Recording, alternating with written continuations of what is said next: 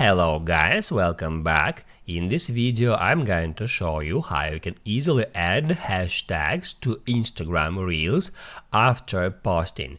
Be sure to watch the video to the very end so you don't make any mistakes, and of course do not forget to like this video and subscribe to my channel. So first open up Instagram app, then hit that profile icon to open up your profile.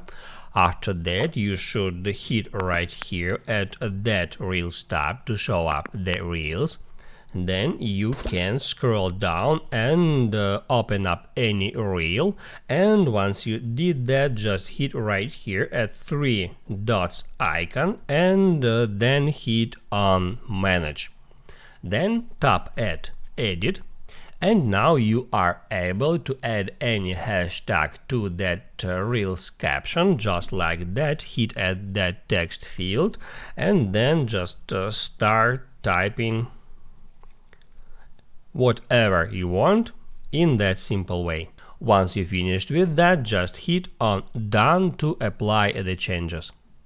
Now you can write down in the comments below if you have any questions about that tutorial, and also I recommend you to check out my Instagram tutorials playlists, which you can easily find in the description. Hit the like button if you liked that video, and see you in the next one.